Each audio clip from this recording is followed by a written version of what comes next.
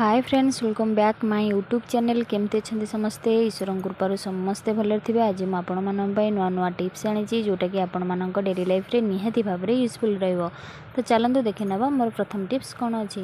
प्रथम टिप्स अच्छी मोर एमती किसी बैग को लेकिन तो जिते बड़े आम मार्केट रू नुआ बैग आनी था तो बैग रे चेन गुड़ाक बहुत टाइट थाए।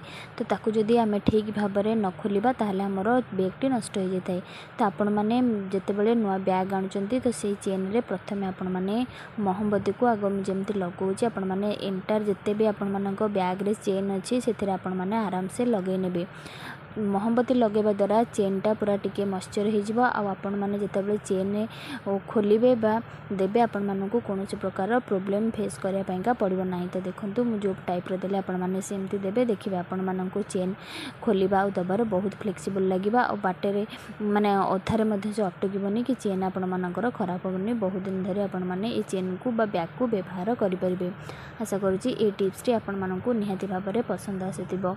तो चलतु देखि नबा मोर सेकेंड टिप्स कौन अच्छी। सेकेंड टिप्स अच्छी मोर एमती किसी बही कि नहीं कि जहाँकि पिलामानंक पढ़ारे आम देखि थाउ। तो जिते बड़े पिला पढ़ी था तो जो पेज से माने लेउटाती तो से कौन हुए ना डबल पेज पड़े आसे जहाँफल कि टिके भल लगी न था। तो से गोटे बढ़िया ट्रिक्टे आपण मैंने देखे ने जहाँकि से पढ़ार बहुत बढ़िया साहाय्य कर। तो रबर को आपण मैंने नहीं जाए रबरटा टिके मोटा होता दरकार। तो मोटा हेल्ले छोट पिला से भल हम करने। तो पेपर रबर को आपण मानक एमती जो फिंगर एमती टिके डबल ताकू टेनाकू फोल्ड करने नहीं सारापर ताकू आपण माने पिला माने जिते भी तांकर पेज को नेक्स्ट पेज को जीवार थिबो तो से माने आराम से पेज को माने लेउटै पारिबे आ पढ़ी पारिबे। रबर द्वारा आपण मानकर डबल पेज आसीबो नहीं सिंगल पेज मध्य आसीबो आ पाठ पढ़िबारे इरिटेड मध्य लागिबो नहीं। एई टिप्स सब पिला माने जानिबा दरकार कि तांको पाठ पढ़िबारे कोनोसी प्रकार डिस्टर्बेंस हेबो नहीं। तो एटा आपण मानक घरे अति सहजरे मध्य पाई जिबे। आशा करछि ए टिप्स टी मध्य पसंद आसथिबो। नेक्स्ट टिप्स अच्छी मोर एमती माने हेयर क्लिप को लेकिन तो सब लेडीज मैंने तो एमती ब्लैक कलर हेयर क्लिप्स लगे था तो ताकू आम टिके नाकू कौन करवा ना डेकोरेट करवा। आज जदि वीडियो आपण मानक टिके यूजफुल लगे निहाती भाव में लाइक शेयर कमेंट करने जमार भी भूलबनी। और जो मैंने मो चैनल रे नुआ थे प्लीज चैनल को सब्सक्राइब करेंगे पाखे बेल बटन को क्लिक करेंगे जहाँफल कि मो वीडियो नुआ नोटिफिकेशन आपण पाखे खूब जल्दी जाई पहुँची पार। तो अठा नहीं आपण मैंने कौन करेंगे ना जो सिंपल अच्छी क्लिपटा ताकू टिके नाकू आम भल कर जहाँकि आमको भल आट्राक्टिव लगे लगेवाईका बाहर लोक देखापी। तो जो आम छोट छोट मोती माड़ी अच्छी ताकू आम आपण डेकोरेट करेंगे।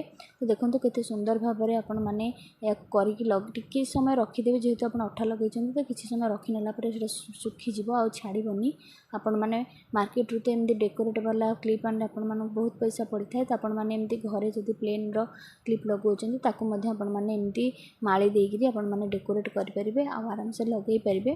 तो यहाँ निहाती भाव में घरे करते छोट पिला भी आपको बहुत आट्राक्टिव लगेगा। तो जो प्लेन क्लिप की आप देखो जीरो फोकस केमती आप बढ़िया भाव में करें। नेक्स्ट टिप्स अच्छी एमती किसी डीएसएल खोल को लेकर डीएसएल को लेकिन तो वर्षा दिन आपने जानी डीएसएल आमर बहुत माने मॉइस्चर हो जाए जहाँफल कि आमको गोटे जगह दो तीन डीएसएल मारिया पड़ता है।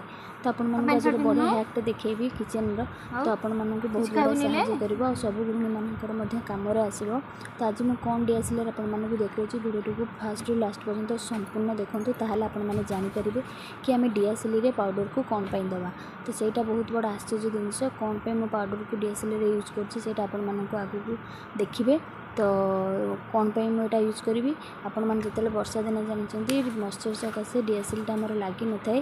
तो सही जगह आपने जो दीपट साइड्रे डीएसएल रंजक अच्छी से आपने पाउडर को देने द्वारा जहाँ भी मॉइस्चर थी पाउडर सोक डीएसएल गोटे थरक ही आप डीएसएल को लगे पारे।